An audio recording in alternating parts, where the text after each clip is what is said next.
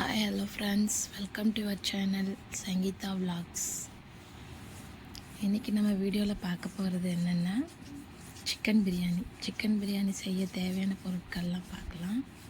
வாங்க வீடியோக்குள்ளே போகலாம். பாசுமதி ரைஸ் ஊற வச்சு வச்சுருக்கிறேன். சிக்கன் பிரியாணிக்கு, இது சில்லிக்கு.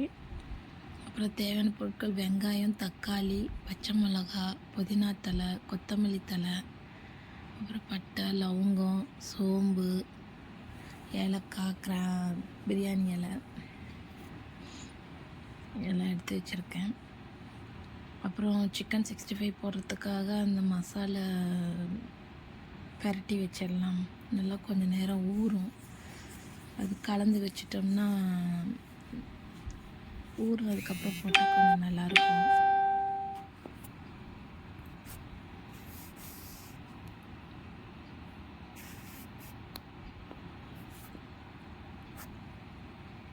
அது நல்லா கிளறி வச்சதுக்கப்புறமா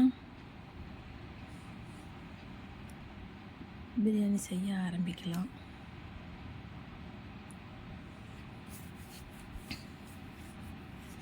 அதுக்குள்ளே ஈரல் மட்டும் ஃப்ரை பண்ணி கொடுன்னு சொல்லி கேட்டாரா, அதனால் ஈரல் மட்டும் அப்படியே எண்ணெய் ஊற்றி இஞ்சி பூண்டு பேஸ்ட் போட்டு மிளகாத்தூள்லாம் போட்டு கொஞ்சம் தண்ணி விட்டு நல்லா அதை வேக வச்சு எடுத்து கொடுத்தேன். அப்புறம் பிரியாணி செய்கிறதுக்காக ஸ்டவ்வில் ஒரு குக்கர் வச்சு அதில் 2 ஸ்பூன் நெய், கொஞ்சமாக எண்ணெய், நல்லா எண்ணெய் காஞ்சதுக்கப்புறம்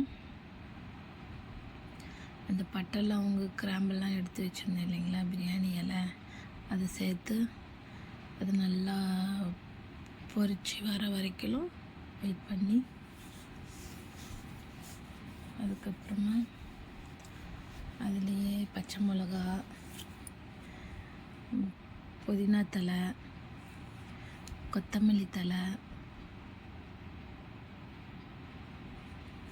எல்லாம் போட்டு நல்லா அது நல்லா சுருங்குற வரைக்கும் வதங்கணும்.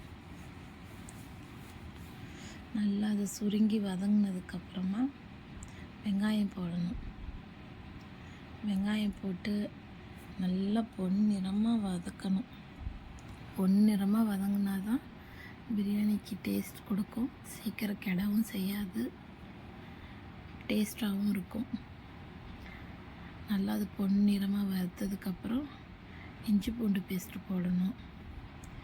இஞ்சி பூண்டு பேஸ்ட்டு ஒரு 2 ஸ்பூன் போட்டு இஞ்சி பூண்டு பேஸ்ட்டு வாசனை போகிற வரைக்கும் நல்லா கிளறணும். நல்லா கிளறினதுக்கப்புறம் தக்காளி போடணும். தக்காளி போட்டு கொஞ்சம் நல்லா வதக்கிட்டு, தக்காளி வதங்கணுன்னா கொஞ்சம் உப்பு போட்டால் சீக்கிரமாக வதங்கிடும்ட்டு தக்காளிக்கு கொஞ்சம் உப்பு போட்டேன். உப்பு போட்டு நல்லா வதக்கணும். நல்லா வதக்கினதுக்கப்புறம் கழுவி வச்சுருந்த சிக்கன் எடுத்து போடணும்.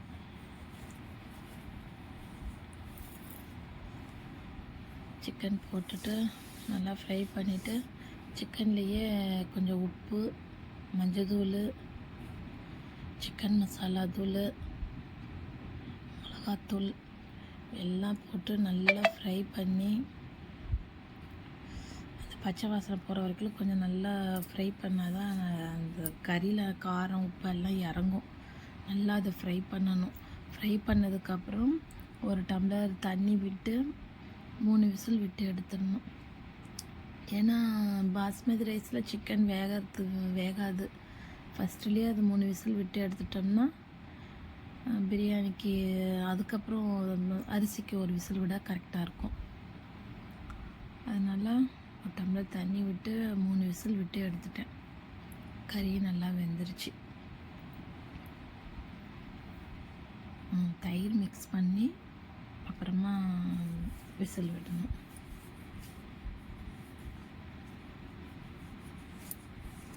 நல்லா மிக்ஸ் பண்ணி 3 விசில் விட்டு எடுத்துட்டோம்னா கறி நல்லா வெந்துடும். நல்லா கறி வெந்து எடுத்ததுக்கப்புறம் கழுவி வச்சுருந்த அரிசி எடுத்து போட வேண்டியதுதான். நல்லா வெந்துருச்சு. நல்லா வெந்ததுக்கப்புறம் கொஞ்சம் கொதிக்க விட்டு, அது கொதிக்கிறப்ப நான் அரிசி போட்டால் தான் அது சீக்கிரமாக வேகிறதுக்கு சரியாக இருக்கும். அரிசி எல்லாம் போட்டுட்டு 2 டம்ளர் அரிசிக்கு 3 டம்ளர் தண்ணி, ஏற்கனவே 1 டம்ளர் ஊற்றிட்டேன். திருப்பி இன்னும் 2 டம்ளர் போட்டு உப்பு காரம் எல்லாம் கரெக்டாக இருக்குதான்னு பார்த்துட்டு கலந்து விட்டு குக்கர் மூடி ஒரே ஒரு விசில் விட்டால் போதும். ஒரு விசில் கொஞ்சம் ஃபுட் கலரும் போட்டு, கொஞ்சம் கலராக இருக்கும் இல்லைங்களா, ஃபுட் கலர் போட்டு மூடி வச்சிட்டேன். 3 விசில் வந்துச்சுன்னா பிரியாணி ரெடி. அப்புறம் முட்டை வேக வச்சு எடுத்துக்கிட்டேன். பக்கத்துலேயே தண்ணி வச்சு முட்டை வேக வச்சு எடுத்துட்டேன். முட்டை வேக வச்சு எடுத்துட்டு அவருக்கும் லஞ்சுக்கு டிஃபன் பாக்ஸுக்கு மத்தியானம் போட்டு கொடுத்துட்டேன். பையனுக்கும் லஞ்சுக்கு போட்டு கொடுத்தேன். அவ்வளோதான். இதோட இந்த வீடியோ முடியுது. சிக்கன் பிரியாணி எப்படி இருக்குதுன்னு சொல்லுங்கள். நீங்களும் ட்ரை பண்ணி பாருங்கள், நல்லாயிருக்கும். இந்த வீடியோவில் எதாவது மிஸ்டேக் இருந்தால் கமெண்ட் பண்ணுங்கள், லைக் பண்ணுங்கள், ஷேர் பண்ணுங்கள்.